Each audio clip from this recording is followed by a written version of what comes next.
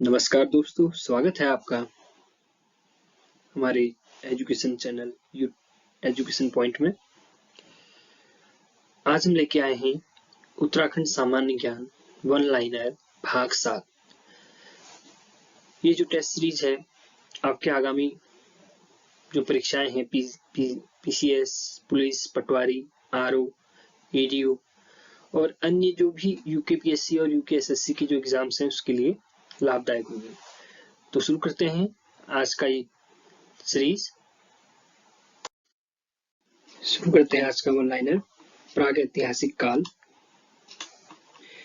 यह काल मुख्यतः 3 वर्गों में बांटा गया है: स्मारकीय, लिखित पुरातत्व और परंपरागत पुरातत्व।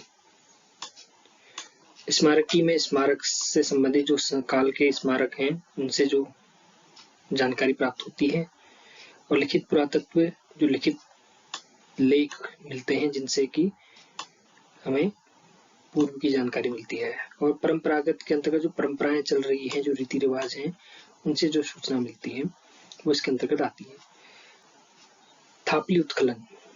जो थापली उत्खनन हुआ यह श्रीनगर पौड़ी के अलकनंदा घाटी के पास है और इसे महाभारत काल से भी जोड़ा जाता है, और यहाँ से दूर चित्रित धूसर भांड और लाल काले चित्र प्राप्त हुए। झाली माली मंदिर की पांडुलिपि की खोज की थी यशवंत सिंह कटोच। तो झाली माली मंदिर की पांडुलिपि की जो खोज की वो की यशवंत सिंह कटोच ने। पुरुला उत्खनन। यह पुरुला उत्तरकाशी यमुना घाटी में स्थित है।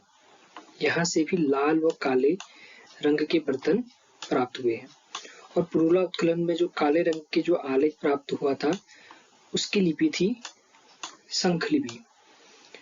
शंख लिपि क्या है? ये एक प्राचीन लिपि है जो अभी अनसुलझी है, और इसके जो वर्ण होते हैं वो जो है शंख से मिलते जुलते हैं, तो इसलिए इस लिपि को कहा गया शंख लिपि। अल्मोड़ा जिले के रामगंगा घाटी में पुरा पाषाण कालीन उपकरणों की खोज की थी। अल्मोड़ा जिले के रामगंगा घाटी में पुरा पाषाण कालीन उपकरणों की खोज की थी। तो ये खोज की थी यशोधर मटपाल जी ने। किसने की थी? यशोधर मटपाल जी का जन्म 1939 ईस्वी में अल्मोड़ा के नौला गांव में हुआ था। 1939 में कहाँ हुआ था? अल्मोड़ा के नौला गांव में हुआ था। और इन्होंने प्रागैतिहासिक पुरातत्व एवं लोक कला संस्कृति पर इन्होंने 19 मौलिक पुस्तकों का सृजन किया है। कितने पुस्तकों का सृजन किया है? 19 मौलिक पुस्तकों का सृजन इन्होंने किया है। तो यशोधर मटपाल जी ने 19 पुस्तकें लिखी हैं, जो आपकी किस पे लिखी है? प्रागैतिहासिक पुरातत्व एवं लोक कला संस्कृति पर इन्होंने लिखी है, और 200 से अधिक इनके शोध पत्र प्रकाशित हुए हैं। 200 से अधिक शोध पत्र इनके प्रकाशित हुए हैं, और 2005 में इन्हें पद्मश्री मिला। 2005 में इन्हें पद्मश्री पुरस्कार भी मिला।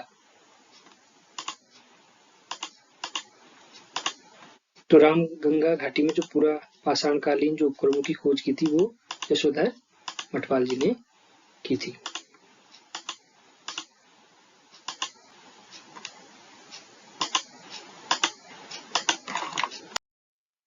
स्थल सीमा। तो अल्मोड़ा के पास यह स्थान है, और यहाँ से योग मुद्रा तथा नृत्य करती हुई मानव आकृतियां प्राप्त हुई है। तो फल सीमा से क्या प्राप्त हुई? योग मुद्रा और नृत्य करते हुए मानव आकृतियां। गोरखिया गुफा।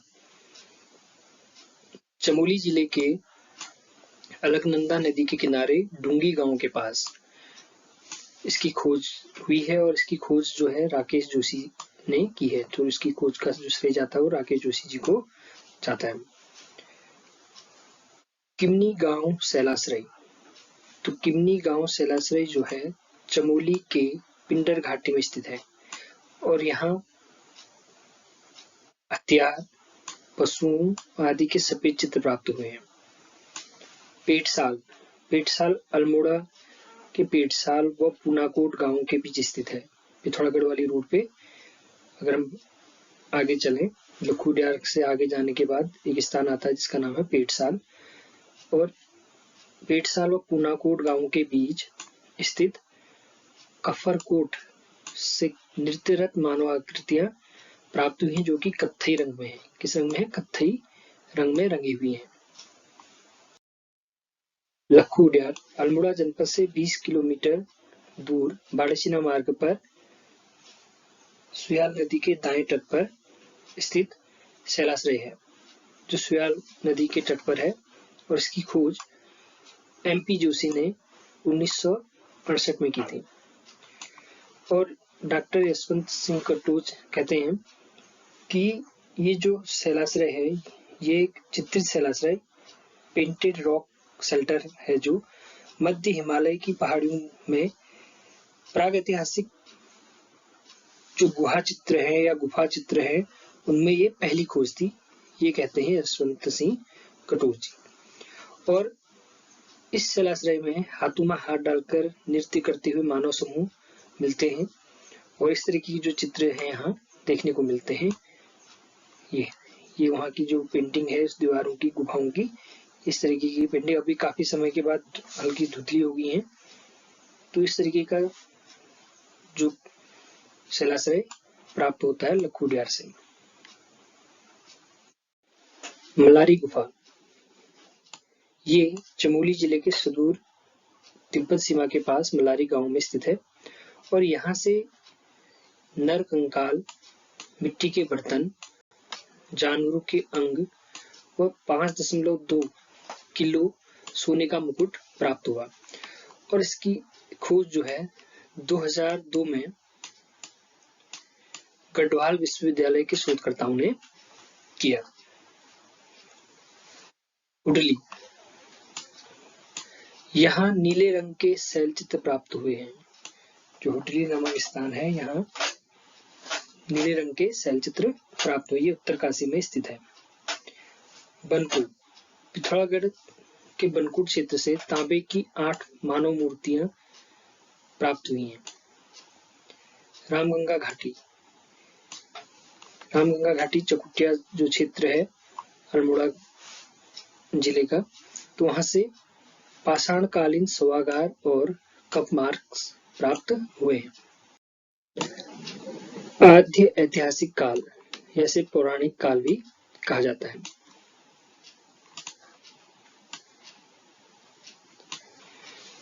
तो इसके स्रोत क्या हैं? आद्य ऐतिहासिक काल के स्रोत हैं धार्मिक ग्रंथ और साहित्यिक स्रोत।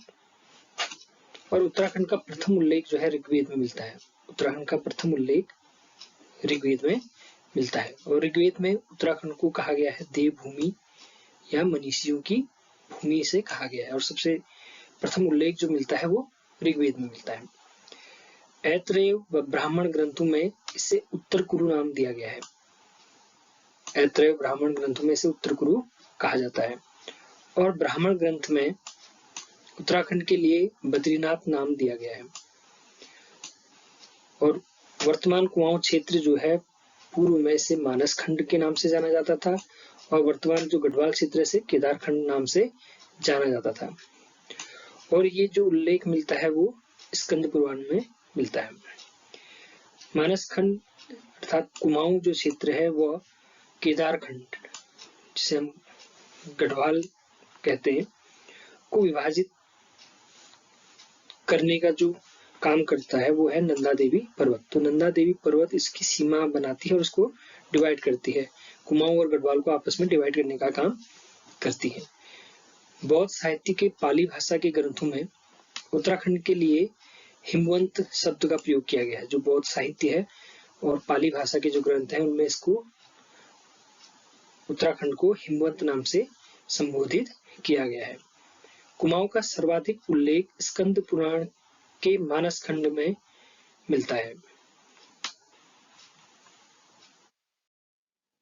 प्रमुख लेख।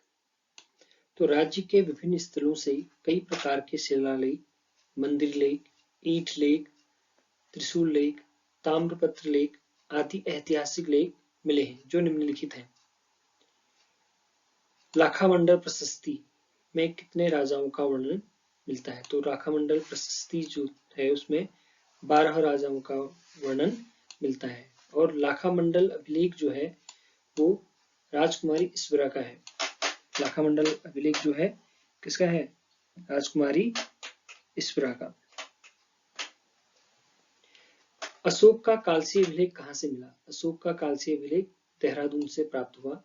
और कालसी अभिलेख की खोज जो है फॉरेस्ट ने 1860 ईस्वी में की थी।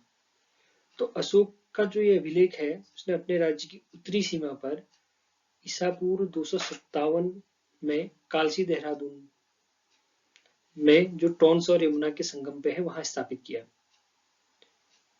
और इस लेख की जो भाषा है वो पाली है।